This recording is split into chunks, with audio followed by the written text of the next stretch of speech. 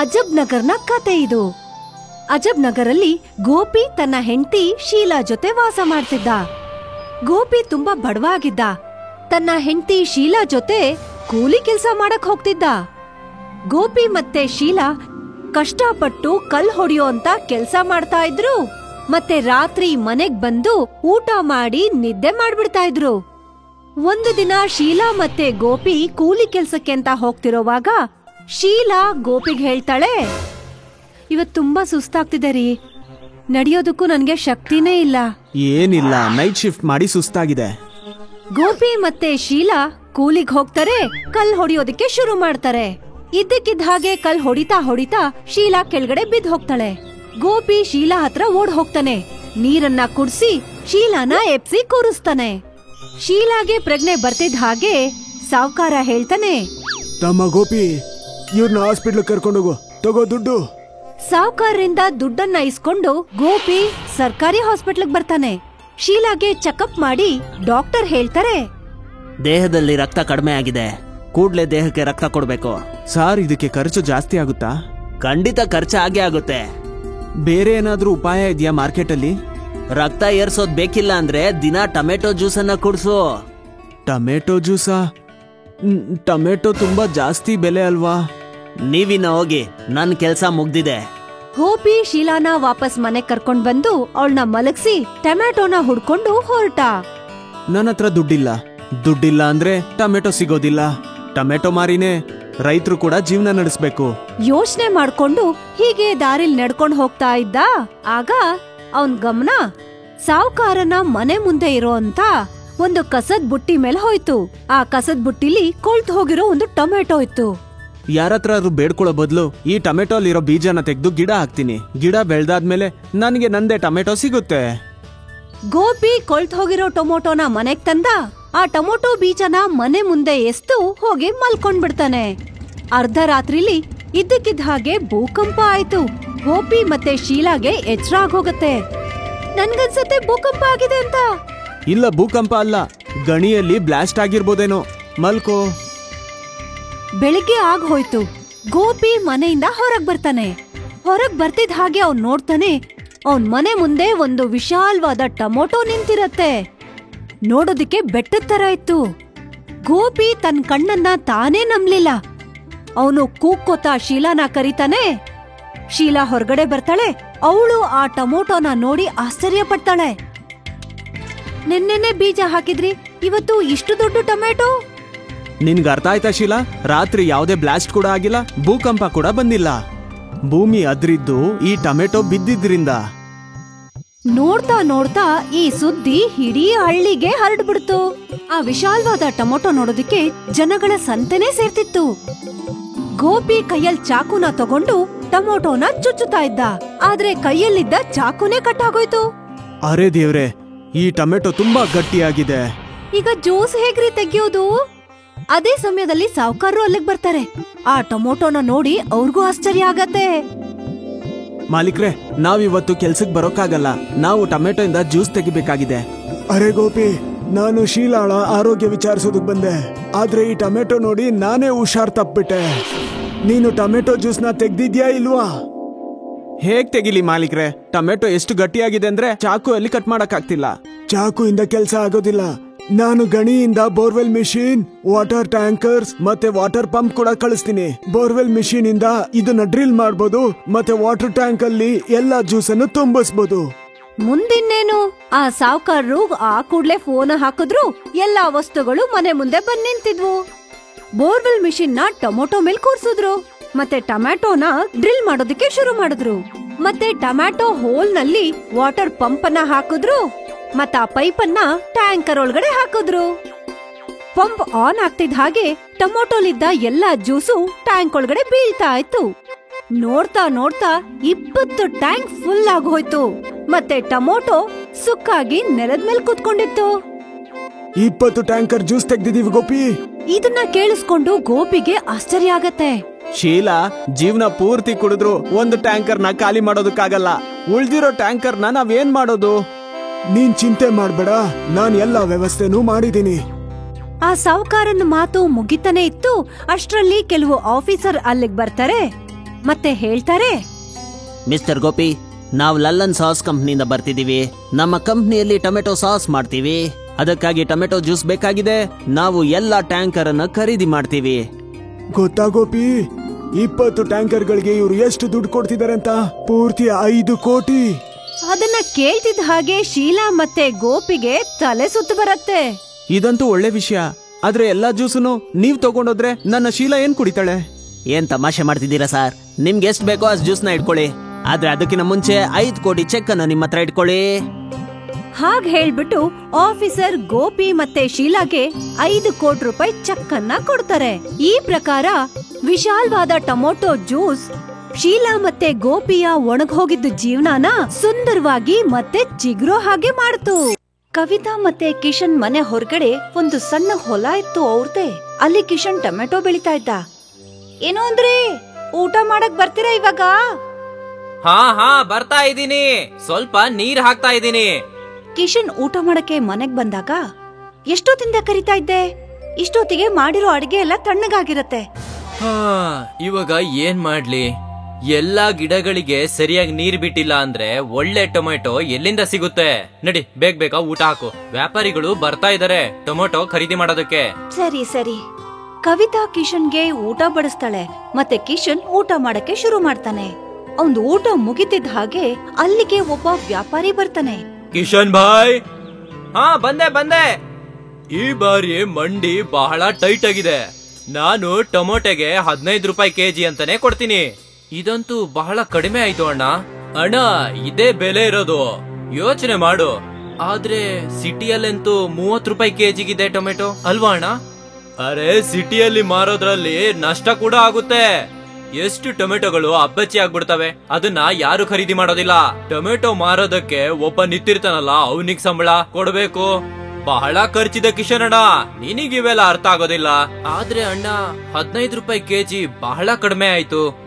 ನೋಡಣ್ಣ, ಜಾಸ್ತಿ ಅಂದ್ರೆ ನಿನಗೆ ನಾನು 17 ರೂಪಾಯಿ ಕೊಡ್ಬೋದು. ನಿಮಗೆ ಬೇಕು ಅಂದ್ರೆ ಕೊಡಿ. ಕಿಶನ್ಗೆ ಬೇಜಾರಾಗತ್ತೆ. ಆದ್ರೆ ಅವನು ಟೊಮೆಟೊ ಮಾರ್ಲೇಬೇಕಾಗಿತ್ತು. ಸರಿ ಅಣ್ಣ, ಸರಿ ಕೊಡಿ. ಎಷ್ಟು ಕೆಜಿ ಇದೆ ಟೊಮೆಟೊ? ಇರ್ಬೋದು ಒಂದು 200 ಕೆಜಿ. ಸರಿ ಅಣ್ಣ, 17 ರೂಪಾಯಿ ಕೆಜಿ ಅಂದ್ರೆ 3400 ರೂಪಾಯಿ ಆಯ್ತು. ಇದಂತಗ. ಧನ್ಯವಾದ ಅಣ್ಣ. ಆ ವ್ಯಾಪಾರಿ ಎಲ್ಲಾ ಟೊಮೆಟೊ ತಗೊಂಡು ಹೊರಟೋದ. ಮತ್ತೆ ಕಿಶನ್ ಬೇಜಾರ್ ಮಾಡ್ಕೊಂಡು ಮನೆ ಒಳಗ್ ಹೋದ. ಏನಾಯ್ತ್ರಿ, ಒಳ್ಳೆ ರೇಟ್ ಸಿಗ್ಲಿಲ್ವಾ? ಸಿಟಿಯಲ್ಲಿ ಟೊಮೆಟೊ 30 ರೂಪಾಯಿ ಕೆಜಿಗೆ ಮಾರಾಟ ಆಗುತ್ತೆ. ಇಲ್ಲಿ ನನಗೆ 17 ರೂಪಾಯಿ ಸಿಕ್ತು. ಇದಂತೂ ಅನ್ಯಾಯ ಅಲ್ವಾ? ಆದ್ರೆ ಟೊಮೆಟೊ ಮಾರಿಲ್ಲ ಅಂದ್ರೆ ಅದು ಹಾಳಾಗ್ಬಿಡುತ್ತೆ. ಹಾಗಾದ್ರೆ ಟೊಮೆಟೊನ ಮಾರ್ಕೆಟ್ಗೆ ಯಾಕೆ ತಗೊಂಡ್ ಹೋಗ್ ಮಾರಲ್ಲ? ಅರೆ, ನಾನ್ ಸಿಟಿಗ್ ಹೋದ್ರೆ ನನ್ನ ಈ ಹೊಲನ ಯಾರ್ ನೋಡ್ಕೊಳ್ತಾರೆ? ಈಗ ನಾನೇ ಎಲ್ಲಾ ನೋಡ್ಕೋತೀನಿ ಬಿಡಿ. ಆದ್ರೆ ಹೇಗೆ? ನೀನ್ ಮನೆ ಕೆಲ್ಸ ಮಾಡ್ತೀಯಾ ಅಥವಾ ಹೊಲ ನೋಡ್ಕೊಳ್ತೀಯಾ? ನೀವೇನು ಚಿಂತೆ ಮಾಡ್ಬೇಡಿ. ನಾಳೆ ಬೆಳಿಗ್ಗೆನೆ ಮನೆ ಕೆಲ್ಸ ಎಲ್ಲ ಮಾಡ್ಕೊಂಡು ಹೊಲದ ಕೆಲ್ಸನೂ ನೋಡ್ಕೋತೀನಿ. ಹೇಗೂ ಕೂಡ ಹೊಲದಲ್ಲಿ ಹೇಗ್ ಕೆಲ್ಸ ಮಾಡೋದು ಅಂತ ಹೇಳ್ಕೊಟ್ಟಿದಿರಲ್ಲ. ಅದಂತೂ ಹೌದು. ಆದ್ರೆ ನಾವ್ ಇದನ್ ಮಾಡಕ್ ಆಗುತ್ತಾ? ಪ್ರಯತ್ನ ಪಡ್ಬೋದಲ್ವಾ? ಅಲ್ಲಿಗೆ ತೀರ್ಮಾನ ಆಯ್ತು. ಕವಿತಾ ಟೊಮೆಟೊ ಬೆಳಿತಾಳೆ. ಮತ್ತೆ ಕಿಶನ್ ಸಿಟಿನಲ್ಲಿರೋ ಮಾರ್ಕೆಟ್ಗೆ ಟೊಮೆಟೊ ಮಾರೋದಕ್ಕೆ ಹೋಗ್ತಾನೆ. 1 ತಿಂಗಳ ನಂತರ ಟೊಮೆಟೊನ ಹೊಸ ಫಸಲು ಬರುತ್ತೆ. ಮತ್ತೆ ಕಿಶನ್ ಟೊಮೆಟೊನ ಟೆಂಪೋಗೆ ತುಂಬಿಸ್ಕೊತಾನೆ. ಇವತ್ತು ಮೊದಲನೇ ದಿನ ಅನ್ಸುತ್ತೆ ಎಲ್ಲ ಒಳ್ಳೇದೇ ಆಗುತ್ತೆ. ಎಲ್ಲ ಸರಿ ಹೋಗುತ್ತೆ ರೀ, ನೀವೇನು ಚಿಂತೆ ಮಾಡ್ಬೇಡಿ. ಕಿಶನ್ ಮಾರ್ಕೆಟ್ಗೆ ಅಂತ ಹೊರಟ. ಅಲ್ಲಿಗ್ ಹೋಗಿ ಅವನು ಟೆಂಪೋನಲ್ಲೇ ಟೊಮೆಟೊ ಮಾರೋದಕ್ಕೆ ಶುರು ಮಾಡ್ತಾನೆ. ತಗಳಿ ತಾಜಾ ತಾಜಾ ಟೊಮೆಟೊ, ತಾಜಾ ಕೆಂಪಾದ ರಸಭರಿತ ಟೊಮೆಟೊ. ತಗಳಿ ಬರೀ 30 ರೂಪಾಯಿ ಕೆಜಿ. 30 ರೂಪಾಯಿ ಕಿಲೋನಾ? ಹೌದಕ್ಕ. ಬೇರೆ ಅಂಗಡಿಲಿ 35 ರೂಪಾಯಿ ಕಿಲೋ ಇದೆ. ನಾನಂತೂ ಇಲ್ಲೇ ತಗೋತೀನಿ. ನನ್ಗೆ 2 ಕೆಜಿ ಕೊಡಪ್ಪ. ನನ್ಗೂ 2 ಕೆಜಿ ಕೊಡು. ನನ್ಗೂ 2 ಕೆಜಿ ಕೊಡು. ಮತ್ತೆ ನೋಡ್ತಾ ಕಿಶನ್ ಟೆಂಪೋ ಹೊರಗಡೆ ಜನಗಳ ಗುಂಪೆ ಸೇರ್ತು. 4 ಗಂಟೆನಲ್ಲಿ ಅವನ್ ಟೆಂಪೋನಲ್ಲಿ ಸ್ವಲ್ಪ ಟೊಮೆಟೊ ಮಾತ್ರ ಉಳ್ದಿತ್ತು. ಟೊಮೆಟೊ ಇದೆಯೇನಪ್ಪ? ಬರೀ 4 ಕೆಜಿ ಇದೆ. 4 ಕೆಜಿ ಇದೆ. ಎಲ್ಲಾನು ನನ್ಗೆ ಕೊಡು. ಸಿಟಿನಲ್ಲಿದ್ದವ್ರಿಗೆ ಫ್ರೆಶ್ ಆದ ಟೊಮೆಟೊ ಕಮ್ಮಿ ಬೆಲೆಗೆ ಸಿಕ್ಕಾಗ ಟೊಮೆಟೊ ಎಲ್ಲ ಒಂದೇ ಸಲ ಖಾಲಿ ಆಗೋಯ್ತು. ಮತ್ತೆ ಕಿಶನ್ ಅದೇ ಟೆಂಪೋನಲ್ಲಿ ವಾಪಸ್ ಮನೆಗ್ ಬಂದ. ಕಿಶನ್ ಟೆಂಪೋದವನ್ಗೆ 1000 ರೂಪಾಯಿ ಕೊಟ್ಟ. ಅರೆ ಕವಿತಾ, ಬಹಳ ಒಳ್ಳೆಯ ದಿನವಾಗಿತ್ತಿವತ್ತು. ಏನು ಎಲ್ಲ ಟೊಮೆಟೊ ವ್ಯಾಪಾರ ಆಗೋಯ್ತಾ? ಹಾ, ಎಲ್ಲದು ಮಾರಾಟವಾಯ್ತು. ಎಲ್ಲ ಸೇರಿ 250 ಕೆಜಿಗೆ 7,500 ರೂಪಾಯಿ ಸಿಕ್ತು. 1,000 ರೂಪಾಯಿ ಟೆಂಪೋ ಅವನಿಗೆ ಕೊಟ್ಟೆ. ಉಳ್ದಿದೆ 6,500 ರೂಪಾಯಿ. ವಾಹ್, ಇವತ್ತಂತೂ ಮಜಾನೇ ಬಂತು. ವ್ಯಾಪಾರ ಅಂದ್ರೆ ಇದಲ್ವಾ? ಆದ್ರೆ ಒಂದ್ ವಿಷಯ ತಿಳಿತು, ಸಿಟಿಯಲ್ಲಿ ಹೆಂಗಸರು ಟೊಮೊಟೊ ತಗೊಳ್ಳುವಾಗ ಕೆಂಪು ಕೆಂಪು ಟೊಮೊಟೊನ್ನೇ ತಗೊಳ್ತಾರೆ. ಹಾಗಾದ್ರೆ ನಾವ್ ಏನಾದ್ರೂ ಮಾಡ್ಲೇಬೇಕಲ್ವಾ ಆ ಟೊಮೆಟೊ ಇನ್ನೂ ಕೆಂಪಾಗೋದಕ್ಕೆ? ಯೂಟ್ಯೂಬ್ ಅಲ್ಲಿ ನೋಡೋಣ, ಏನಾದ್ರೂ ಒಂದು ಸಿಕ್ಕೇ ಸಿಗುತ್ತೆ. ಕಿಶನ್ ಯೂಟ್ಯೂಬ್ ಅಲ್ಲಿ ಸರ್ಚ್ ಮಾಡ್ತಾನೆ, ಅವನಿಗೆ ಒಂದು ವಿಡಿಯೋ ಸಿಗತ್ತೆ. ಓ, ಈ ಪೌಡರ್ ನ ಹಾಕ್ಬೇಕಾ ಟೊಮೆಟೊ ಗಿಡಕ್ಕೆ? ಆದ್ರೆ ಇದೆಲ್ ಸಿಗತ್ತೆ ನಮ್ಗೆ? ಸಿಟಿಯಲ್ಲಿ ಎಲ್ಲಾದ್ರೂ ಒಂದ್ ಕಡೆ ಸಿಕ್ಕೇ ಸಿಗುತ್ತೆ. ನಾಳೆ ನೀವ್ ಹೋಗಿ ಅದನ್ನ ಹುಡ್ಕೊಂಡ್ ಬನ್ನಿ. ಸರಿ. ಮಾರನೇ ದಿನನೇ ಕಿಶನ್ ಸಿಟಿಗ್ ಬರ್ತಾನೆ, ಆ ಫರ್ಟಿಲೈಸರ್ ಅನ್ನ ತಗೊಂಡ್ ಹೋಗ್ತಾನೆ. ಅಣ್ಣ, ಇದ್ರಿಂದ ಯಾವುದೇ ನಷ್ಟ ಇಲ್ವಲ್ಲ? ಅರೆ ಅಣ್ಣ, ಜಾಸ್ತಿ ಎಲ್ಲ ಹಾಕಕ್ ಹೋಗ್ಬೇಡ. ಪ್ಯಾಕೆಟ್ ಅಲ್ಲಿ ಬರ್ದಿದ್ಯಲ್ವಾ, ಹಾಗೆ ಹಾಕು. ಹಾ, ಸರಿ. ಕಿಶನ್ ಆ ಕೆಮಿಕಲ್ ಫರ್ಟಿಲೈಸರ್ ಅನ್ನ ತಗೊಂಡು ವಾಪಸ್ ಮನೆಗ್ ಹೋದ. ಕವಿತಾ ಅವನ್ಗೋಸ್ಕರನೇ ಕಾಯ್ತಿದ್ಲು. ಇದನ್ನ ತಗ, ಕೆಮಿಕಲ್ ಫರ್ಟಿಲೈಸರ್. ಅಂಗಡಿಯವನು ಹೇಳಿದಾನೆ ಪ್ಯಾಕೆಟ್ ಅಲ್ಲಿ ಏನ್ ಬರ್ದಿದ್ಯೋ ಹಾಗೆ ಹಾಕ್ಬೇಕು ಅಂತ. ಸ್ವಲ್ಪನೂ ಜಾಸ್ತಿ ಹಾಕ್ಬಾರ್ದು. ಕೆಮಿಕಲ್ ಫರ್ಟಿಲೈಸರ್ ಇಂದ ದಪ್ಪ ದಪ್ಪದ ಟೊಮೆಟೊನ ಬೆಳಿಬಹುದು. ಅಂದ್ರೆ ಆಕಾರನು ದೊಡ್ಡದಾಗತ್ತಾ? ಹಾ, ಒಳ್ಳೇದೇ ಆಯ್ತು ಬಿಡಿ. ಮಾರನೇ ದಿನನೇ ಹೊಲಕ್ಕೆ ಕಿಶನ್ ಆ ಫರ್ಟಿಲೈಸರ್ ಅನ್ನ ಹಾಕ್ತಾನೆ. ನೋಡು ಕವಿತಾ, ನಮ್ಮ ಹೊಲಕ್ಕೆ ಕೇವಲ 1 ಮುಷ್ಟಿ ಕೆಮಿಕಲ್ ಮಾತ್ರ ಸಾಕು. ಸರಿ, ನಾನ್ ನೆನ್ಪಿಟ್ಕೋತೀನಿ. ಫರ್ಟಿಲೈಸರ್ ಹಾಕಿ 1 ವಾರದ ಒಳಗಡೆನೆ ಗಿಡದಲ್ಲಿ ದೊಡ್ಡ ದೊಡ್ಡ ಕೆಂಪು ಟೊಮೆಟೊ ಬಿತ್ತಿತ್ತು. ಈ ಕೆಮಿಕಲ್ ಫರ್ಟಿಲೈಸರ್ ಅಂತೂ ತುಂಬಾ ಅದ್ಭುತವಾದ ಕೆಲಸ ಮಾಡ್ತಿದೆ. ನೋಡು, ಎಷ್ಟು ದೊಡ್ಡ ದೊಡ್ಡ ಟೊಮೆಟೊ ಇದಾವೆ. ಹೆಚ್ಚು ಕಮ್ಮಿ 350 ಕೆಜಿ ಟೊಮೆಟೊನ ಬೆಳೆದಿದೀವಿ. ಅಯ್ಯೋ ದೇವ್ರೆ, ನಮ್ಗಂತೂ ಒಳ್ಳೆ ಲಾಭ ಸಿಗತ್ತೆ ಅಲ್ವಾ? ಹಾ, ನಡಿ, ನಾನು ಸಿಟಿಗೆ ಹೋಗ್ಬೇಕು ಟೊಮೆಟೊನ ಮಾರೋದಕ್ಕೆ. ನೀನು ಫರ್ಟಿಲೈಸರ್ ನ ನೀರಲ್ಲಿಡು, ಗೊತ್ತಲ್ವಾ ಎಷ್ಟ್ ಹಾಕ್ಬೇಕು ಅಂತ. ಹಾ, ಖಂಡಿತ. ಕಿಶನ್ ಎಲ್ಲಾ ಟೊಮೆಟೊನ ಟೆಂಪೋಗೆ ತುಂಬಿಕೊಂಡು ಹೊರಟೋದ. ಈ ಕಡೆ ಕವಿತಾ ಫರ್ಟಿಲೈಸರ್ ನ ಹಾಕ್ಬೇಕಾಗಿತ್ತು ಹೊಲಕ್ಕೆ. 2 ಮುಷ್ಟಿಯಿಂದ ಇಷ್ಟ ದೊಡ್ಡ ಟೊಮೆಟೊ ಬಿಟ್ಟಿದೆ ಅಂದ್ರೆ ನಾನ್ ಇನ್ನೂ 1 ಮುಷ್ಟಿ ಸೇರಿಸ್ತೀನಿ, ಆಗ ನಮ್ಗೆ ಇನ್ನೂ ಒಳ್ಳೆ ಫಸಲೆ ಸಿಗತ್ತೆ. ಕವಿತಾ 3 ಮುಷ್ಟಿ ಫರ್ಟಿಲೈಸರ್ ನ ನೀರಿಗ್ ಮಿಕ್ಸ್ ಮಾಡಿ ಎಲ್ಲಾ ಗಿಡಗಳಿಗೂ ಹಾಕ್ತಾಳೆ. ಆ ಕೂಡ್ಲೆ ಮುಂದಿನ ಫಸಲು ಹಳೆ ಟೊಮೆಟೊಗಿಂತ ಇನ್ನೂ ಜಾಸ್ತಿ ದೊಡ್ಡದಾಗಿತ್ತು. ವಾ, ನಿಜವಾಗ್ಲೂ ಅದ್ಭುತವಾಗಿದೆ. ಆಮೇಲೆ ಇನ್ನೇನು, ಕವಿತಾ ಅಗತ್ಯಕ್ಕಿಂತ ಜಾಸ್ತಿ ಫರ್ಟಿಲೈಸರ್ ನ ನೀರಿಗ್ ಮಿಕ್ಸ್ ಮಾಡಿ ಗಿಡಗಳಿಗೆ ಸ್ಪ್ರೆಡ್ ಮಾಡ್ತಾ ಇದ್ಲು. ನಾವು ಸ್ವಲ್ಪ ದಿನ ತನಕ ಫರ್ಟಿಲೈಸರ್ ಹಾಕೋದನ್ನ ನಿಲ್ಸೋಣ. ಆದ್ರೆ ಯಾಕೆ? ಯಾಕಂದ್ರೆ ಜಾಸ್ತಿ ಫರ್ಟಿಲೈಸರ್ ಹಾಕೋದ್ರಿಂದ ಗಿಡ ಹಾಗೂ ಮಣ್ಣಿಗೆ ಪ್ರಾಬ್ಲಮ್ ಆಗುತ್ತೆ. ಇದ್ರಿಂದ ಏನ್ ನಷ್ಟ ಆಗತ್ತೆ? ಇದು ತುಂಬಾ ಚೆನ್ನಾಗಿ ಕೆಲಸ ಮಾಡ್ತಿದೆ. ಕವಿತಾ, ಅವಶ್ಯಕತೆಗಿಂತ ಅಧಿಕ ವಸ್ತುಗಳು ಯಾವಾಗ್ಲೂ ತೊಂದ್ರೆನೇ ಕೊಡುತ್ತೆ. ನೀನು ಮುಂದಿನ 2 ಕಟಾವ್ ತನಕ ಕೆಮಿಕಲ್ ನ ಹಾಕ್ಲೇಬೇಡ. ಸರಿ, ನೀವ್ ಹೇಗ್ ಹೇಳ್ತಿರೋ ಹಾಗೆ. ಕವಿತಾ ಕಿಶನ್ಗೆನೋ ಹೇಳ್ಬಿಟ್ಲು, ಆದ್ರೆ ಅವಳ ಮನ್ಸಲ್ಲಿತ್ತು ಅವಳು ಇನ್ನೂ ಕೆಮಿಕಲ್ ಫರ್ಟಿಲೈಸರ್ ಜಾಸ್ತಿ ಬಳಸ್ಬೇಕು ಅನ್ನೋದು. ಅದಕ್ಕೆ ಕಿಶನ್ ಬೇಡ ಅಂತ ಹೇಳಿದ್ರು ಕವಿತಾ ಇನ್ನೂ ಹೆಚ್ಚು ಫರ್ಟಿಲೈಸರ್ ನ ಗಿಡಗಳಿಗೆ ಹಾಕ್ತಾಳೆ. ಮುಂದಿನ ಫಸಲಲ್ಲೂ ಕೂಡ ಯಾವಾಗಿನ ತರನೇ ದೊಡ್ಡ ದೊಡ್ಡ ಫಸಲು ಬಿಟ್ಟಿತ್ತು. ಅದನ್ನ ನೋಡಿ ಕಿಶನ್ಗೆ ಆಶ್ಚರ್ಯ ಆಗತ್ತೆ. ಈ ಟೊಮೆಟೊಗಳು ಇಷ್ಟ ದೊಡ್ಡ ಹೇಗಾದ್ವು? ನೀನ್ ಮತ್ತೆ ಫರ್ಟಿಲೈಸರ್ ಹಾಕಿಲ್ಲ ತಾನೇ? ಇಲ್ಲ, ನಾನ್ ಹಾಕಿಲ್ಲ. ನನ್ಗನ್ಸತ್ತೆ ಹಳೆದ್ರ ಪ್ರಭಾವನೆ ಅಂತ. ಹಾ, ಅದು ಆಗಿರ್ಬೋದು. ಕವಿತಾ ಸುಳ್ಳು ಹೇಳ್ಕೊಂಡೆ ಗಂಡನ ಹತ್ರ ಕೆಮಿಕಲ್ ಫರ್ಟಿಲೈಸರ್ ನ ಗಿಡಗಳಿಗೆ ಹಾಕ್ತಾ ಇದ್ಲು. ಕವಿತಾ ತಲೆನಲ್ಲಿ ಹೆಚ್ಚಿನ ಲಾಭದ ದುರಾಸೆ ಇತ್ತು. ಸ್ವಲ್ಪ ಸಮಯದ ತನಕ ಎಲ್ಲ ಸರಿಯಾಗಿತ್ತು. ಅದಾದ ನಂತರ ಕೆಲವೊಂದು ಟೊಮೆಟೊ ಗಿಡ ಒಣಗೋಕ್ ಶುರುವಾಯ್ತು. ಇದೇನು, ಇದಕ್ಕೇನಾಯ್ತು? ನೆಲ್ಲ ತನಕ ಚೆನ್ನಾಗೇ ಇತ್ತು. ಇದು ಕೆಮಿಕಲ್ ಫರ್ಟಿಲೈಸರಿನ ಪ್ರಭಾವ ಇರ್ಬೋದು. ನಾನು ಈ ಗಿಡವನ್ನ ಮುರಿದು ಬಿಡ್ತೀನಿ. ಇಲ್ಲಿ ಹೊಸ ಗಿಡನ ನೆಡೋಣ, ಇಲ್ಲ ಅಂದ್ರೆ ಇದು ಎಲ್ಲಾ ಹೊಲಕ್ಕೂ ಹರಡ್ಬಿಡುತ್ತೆ. ಸರಿ. ಕಿಶನ್ ಆ ಒಣಗೋಗಿರೋ ಟೊಮೆಟೊ ಗಿಡನ ತೆಗೆದು ಹೊಸ ಗಿಡನ ನೆಡ್ತಾನೆ. ಆದ್ರೆ ಮಾರನೇ ದಿನ ಆ ಗಿಡಗಳು ಸುತ್ತ ಹೋಗಿತ್ತು. ಅಯ್ಯೋ ರಾಮ, ಇದೇನಾಯ್ತು? ಇದ್ಯಾಕೆ ಹೀಗಾಗ್ತಾ ಇದೆ ರೀ? ಗೊತ್ತಿಲ್ಲ, ನಾನು ಕೃಷಿ ವಿಜ್ಞಾನಿಯನ್ನ ಕರ್ಕೊಂಡ್ ಬರ್ತೀನಿ. ಕಿಶನ್ ಪಕ್ಕದಲ್ಲೇ ಇದ್ದಂತ ಕೃಷಿ ವಿದ್ಯಾಲಯದಿಂದ ಒಬ್ಬರನ್ನ ಕರ್ಕೊಂಡ್ ಬರ್ತಾನೆ. ನೋಡಿ, ಇದನ್ನ ನಾನು ನೆನ್ನೆನೆ ನೆಟ್ಟಿದ್ದು, ಇವತ್ತು ಹೀಗಾಗಿದೆ.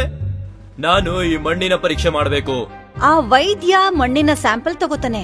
ಅವನದನ್ನ ಪರೀಕ್ಷೆ ಮಾಡಿದಾಗ ಅಗತ್ಯಕ್ಕಿಂತ ಜಾಸ್ತಿ ಕೆಮಿಕಲ್ ಇತ್ತು ಆ ಮಣ್ಣಲ್ಲಿ ಅಂತ ಗೊತ್ತಾಯ್ತು. ನಿಮ್ಮ ಮಣ್ಣು ಹಾಳಾಗಿದೆ. ಅವಶ್ಯಕತೆಗಿಂತ ಜಾಸ್ತಿ ಫರ್ಟಿಲೈಸರ್ ಅನ್ನ ಉಪಯೋಗ ಮಾಡಿದಕ್ಕೆ ಪೂರಾ ಮಣ್ಣಿನಲ್ಲಿ ಕೇವಲ ಕೆಮಿಕಲ್ಲೇ ಇದೆ. ಇನ್ನು ಇಲ್ಲಿ ಗಿಡ ನೆಡೋದು ಬಹಳ ಕಷ್ಟ. ಇನ್ನು ಉಳಿದಿರೋ ಗಿಡಕ್ಕೆ ಸ್ವಲ್ಪನೂ ಫರ್ಟಿಲೈಸರ್ ನ ಯೂಸ್ ಮಾಡಬೇಡಿ. ಈ ಮಾತನ್ನ ಕೇಳಿ ಕಿಶನ್ ಮತ್ತೆ ಕವಿತಾಗೆ ತುಂಬಾನೇ ಆಶ್ಚರ್ಯ ಆಗತ್ತೆ. ಇದೆಲ್ಲ ನನ್ನಿಂದನೇ ಆಗಿದ್ದು. ನೀವ್ ಬೇಡ ಅಂತ ಎಷ್ಟು ಹೇಳಿದ್ರಿ, ಆದ್ರೂ ನಾನ್ ಕೆಮಿಕಲ್ ಹಾಕ್ತಾನೆ ಇದ್ದೆ. ಕವಿತಾ ಒಳ್ಳೆ ಫಸಲು ಭೂಮಿನ ದುರಾಸೆಯಿಂದಾಗಿ ಇವತ್ತು ಬಂಜರ ಭೂಮಿಯಾಗಿ ಮಾಡ್ಬಿಟ್ಲು. ಬಹುಶಃ ಅವಳು ಕೆಮಿಕಲ್ ಇಲ್ದೆ ವ್ಯವಸಾಯ ಮಾಡಿದ್ರೆ ಕಮ್ಮಿ ಸಂಪಾದನೆ ಮಾಡ್ತಿದ್ಲು.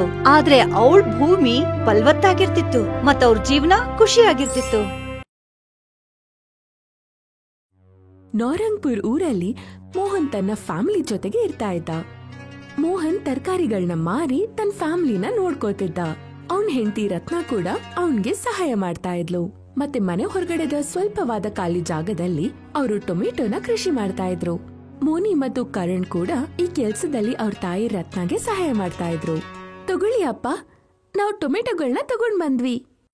ಇವತ್ತು ಇಷ್ಟೇ ಟೊಮೊಟೊ ಬಂದಿದ್ದ? ಹ್ಞೂ ಅಪ್ಪ, ಇನ್ನುಳಿದಿದ್ದೆಲ್ಲ ಕಾಯಿ ಇತ್ತು, ಅದಕ್ಕೆ ಇಷ್ಟೇ ಇರೋದನ್ನ ತೆಗೆದ್ವಿ. ಒಳ್ಳೆ ಕೆಲಸ ಮಾಡಿದ್ರಿ. ಈಗ ನಮ್ ಕೆಲ್ಸ ಚೆನ್ನಾಗ್ ನಡೀತಾ ಇದೆ. ಇದರಿಂದ ನಾವು ಮೋನಿಗೆ ಮದ್ವೆ ಮಾಡಿಸ್ಬೇಕು. ಹಾ, ನಾನ್ ಇದ್ರ ಬಗ್ಗೆನೇ ಯೋಚನೆ ಮಾಡ್ತಾ ಇದ್ದೆ. ನನ್ನ ಅಣ್ಣನ ಹತ್ರ ಕೂಡ ಮಾತಾಡಿದೀನಿ. ನಾವು ಆದಷ್ಟು ಬೇಗ ಮೋನಿ ಮದುವೆ ಮಾಡ್ಬೇಕು. ಹೌದು, ಇದೇ ಸರಿ. ಮೋಹನ್ ತನ್ನ ತರಕಾರಿ ಗಾಡಿಯನ್ನು ನೀಟಾಗಿ ಮಾಡಿ ತರಕಾರಿ ಮಾರಕ್ಕಂತ ಹೊರಟ್ಬಿಟ್ಟ. ಸಂಜೆ ಮೋಹನ್ ತುಂಬಾ ಖುಷಿಯಿಂದ ಮನೆಗ್ ಬಂದ. ಆಗ ರತ್ನ ಕೇಳುತ್ತಾಳೆ, ಏನಾಯ್ತು ಇವತ್ತು ನೀವು ತುಂಬಾ ಖುಷಿಯಾಗಿದ್ದೀರಾ? ಅರೆ ಹಾ, ಇವತ್ತು ಒಳ್ಳೆ ಖುಷಿ ವಿಷಯ ಇದೆ. ಹೇಳ್ರಿ, ಏನಾಯ್ತು? 10 ರೂಪಾಯಿಗೆ ಮಾರ್ತಾ ಇದ್ದ ಟೊಮೊಟೊ ಇವತ್ತು 100 ರೂಪಾಯಿಗೆ ಹೋಗ್ತಾ ಇದೆ. ಏನು, ನಿಜವಾಗ್ಲೂ? ಹಾ, ಇವತ್ತು ಟೊಮೊಟೊನ 10 ಪಟ್ಟು ಹೆಚ್ಚು ಬೆಲೆಗೆ ಮಾರಿದ್ದೀನಿ. ನಾವು ಆದಷ್ಟು ಬೇಗ ಶ್ರೀಮಂತರಾಗ್ಬಿಡ್ತೀವಿ. ಇದು ತುಂಬಾನೇ ಖುಷಿಯ ವಿಷಯ. ಹಾ, ಇನ್ಮೇಲೆ ನಮ್ ಎಲ್ಲ ಕೆಲಸ ಸರಿಯಾಗಿ ಹೋಗುತ್ತೆ. ಹಾಗೆ ನಾವು ಮೋನಿ ಮದುವೆನ ಒಳ್ಳೆ ರೀತಿಲೇ ಮಾಡೋಣ.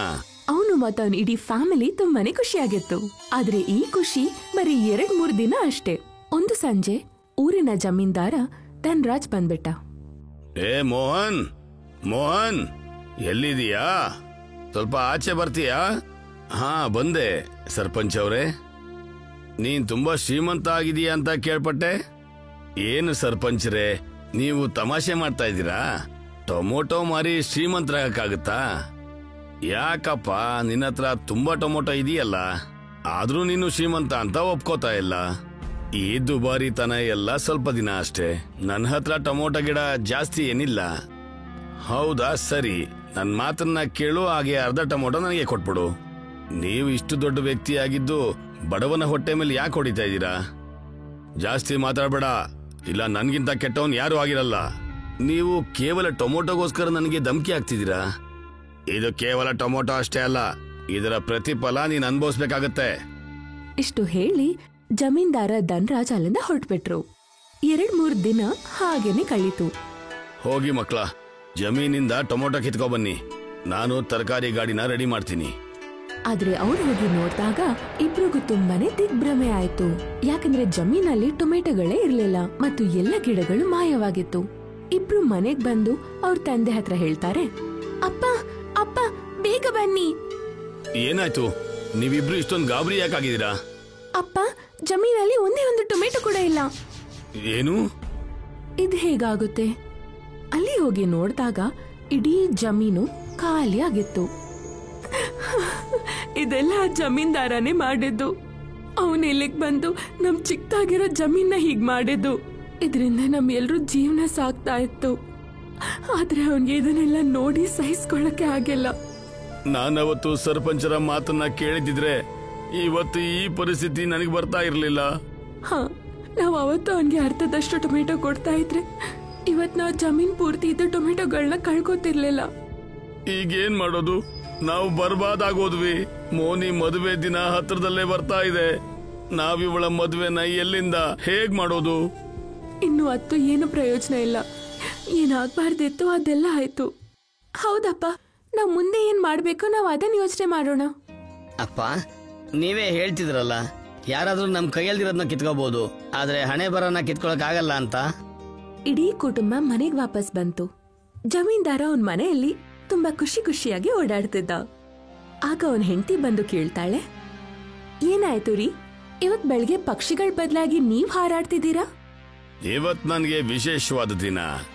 ಇವಾಗ ಕತೆಗಳೆಲ್ಲ ಹೇಳ್ಬೇಡಿ, ನನಗ್ ಸುಮ್ನೆ ಹೇಳಿ ಏನಾಯ್ತು ಅಂತ. ಒಂದು ಸಲ ಸ್ಟೋರ್ ರೂಮ್ ಅಲ್ಲಿ ಹೋಗಿ ನೋಡು. ಜಮೀನ್ದಾರನ ಹೆಂಡತಿ ಸ್ಟೋರ್ ರೂಮ್ಗೆ ಹೋಗಿ ನೋಡ್ತಾಳೆ. ಅವಳ ಹಿಂದೆ ಇವನು ಕೂಡ ಬರ್ತಾನೆ. ಇಡೀ ಸ್ಟೋರ್ ರೂಮ್ ಕೆಂಪು ಕೆಂಪಾದ ಟೊಮೆಟೊಗಳಿಂದ ತುಂಬಿರುತ್ತೆ. ಅವನ ಹೆಂಡತಿಗೆ ಇದನ್ನ ನೋಡಿ ಆಶ್ಚರ್ಯವಾಗುತ್ತೆ. ಹಾ, ನಮ್ಮ ಹತ್ರ ಇಷ್ಟೊಂದು ಟೊಮೆಟೊಗಳು ಎಲ್ಲಿಂದ ಬಂತು? ನಾವೊಂದು ಶ್ರೀಮಂತರಾಗ್ಬಿಟ್ವಿ. ಇದೆಲ್ಲ ನನ್ನ ಬುದ್ಧಿ ಚಾತುರ್ಯದ ಕೆಲಸ. ಆದ್ರೂನು ಹೇಳಿ, ಇದೆಲ್ಲ ಟೊಮೆಟೊಗಳು ಎಲ್ಲಿಂದ ಬಂತು ಅಂತ. ಈಗ ಅದನ್ನ ಹೇಳೋ ಅವಶ್ಯಕತೆ ಏನಿಲ್ಲ. ನಿನಗೆ ಎಷ್ಟು ಟೊಮೊಟೊ ಬೇಕೋ ಅದನ್ನ ಇದರಿಂದ ತಗೋ. ನಾನು ಬಾಕಿ ಟೊಮೊಟೊನ ಮಂಡಿಯಲ್ಲಿ ಮಾರ್ಬಿಡ್ತೀನಿ. ಸರಿ, ಸ್ವಲ್ಪ ದುಡ್ಡು ಮನೆಗ್ ಬರುತ್ತೆ. ಈ ಕಡೆ ಮೋಹನ್ ಕುಟುಂಬ ತುಂಬಾನೇ ದುಃಖದಲ್ಲಿತ್ತು. ಅವನ ಹೆಂಡತಿ ಅವನ ಸಮಾಧಾನ ಮಾಡ್ತಾ ಇದ್ಲು. ಏನೆಲ್ಲ ಆಯ್ತೋ ಅದನ್ನೆಲ್ಲ ಮರೆತ್ ಬಿಡಿ. ಯಾಕೆ ಇಷ್ಟೊಂದು ಯೋಚನೆ ಮಾಡ್ತಿದ್ದೀರಾ? ಮರೆಯಕ್ಕಾಗ್ತಾ ಇಲ್ಲ. ನಾನ್ ನನ್ನ ಮಗಳ ಮದುವೆನ ಮರೆಯಕ್ಕಾಗ್ತಾ ಇಲ್ಲ. ಅಪ್ಪ, ನಾವು ಮಾರ್ಕೆಟಿಂದ ಟೊಮೆಟೊ ಬೀಜಗಳನ್ನ ತಂದು ಮತ್ತೆ ಕೃಷಿ ಮಾಡಬಹುದಲ್ವಾ? ಅಲ್ವರ್ಗೂ ನೀವು ತರಕಾರಿ ಮಾರ್ತಾ ಇರಿ, ನಾವು ಮತ್ತೆ ಟೊಮೆಟೊಗಳನ್ನೆಲ್ಲ ಬೆಳೆಯೋಣ. ಹಾ, ನೀನ್ ಹೇಳೋದು ಸರಿಯಾಗಿದೆ. ನಾವು ಮತ್ತೆ ಕೃಷಿ ಕೆಲಸ ಮಾಡ್ಲೇಬೇಕು. ನನಗನ್ಸ್ತಾ ಇದೆ ಇನ್ನ ನಾವು ತಡ ಮಾಡೋದ್ ಬೇಡ ಅಂತ. ಎಲ್ರೂ ಸೇರಿ ಗಿಡಗಳನ್ನ ನೆಟ್ರು. ಮೋಹನ್ ವಾಪಸ್ ಅದೇ ದಿನಚರಿಗಳಿಗೆ ಹೋದ. ಅವನ್ ತರಕಾರಿಗಳನ್ನ ಮಾರ್ತಾ ಇದ್ದ ಮತ್ತು ಟೊಮೆಟೊಗಳ ಫಸಲಿಗೋಸ್ಕರ ಕಾಯ್ತಾ ಇದ್ದ.